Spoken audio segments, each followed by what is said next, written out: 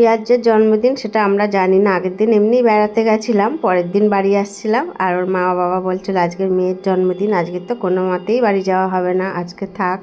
এবার বলছিল মেয়ের তো সেইভাবে জন্মদিন করি না, যাই একটু কেক পায়েস খাবে, তোরা থাকলে কিন্তু খুব খুশি হবে, ভালো লাগবে। সেইভাবেই থেকে গেলাম। আর সেইভাবে থেকে বাচ্চাগুলোকে নিয়ে একটু পার্কে গেলাম, হ্যাপি ভ্যালি পার্কে। ভাবলাম ওদের একটু ঘুরিয়ে আনি, ওদের ভালো লাগবে। তো ঠিক সময় কারেন্টটা চলে গেল।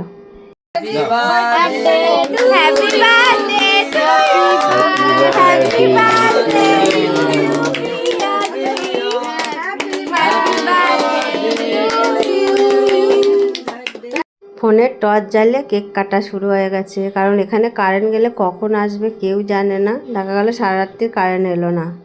আর এরা কেক খাওয়ার থেকে বেশি সব ঠান্ডার মধ্যে গায়ে মাখামাখি করেছে।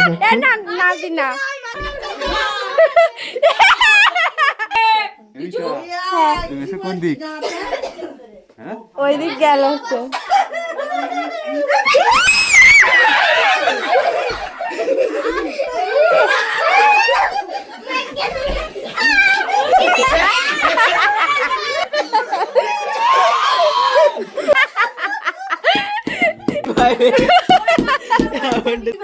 আমার বাবা বাড়ি জিজ্ঞেস হচ্ছে এই মেশো কোন দিক গেছে, মেশো বলছে এই বলবি রে, মুখে দিয়েছিল আর মেশো পেছন দিয়েছে, বাবা মুখটা খুলেছে আমি ব্যাস দিয়ে দিয়েছি।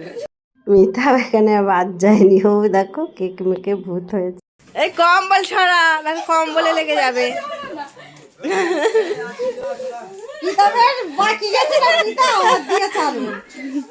ওই কম্বল চামড় মেখে তবে ছেড়েছে। সবাই মুখ ধুয়েছে, রেডি হয়ে গেছে মুখ ধুয়ে।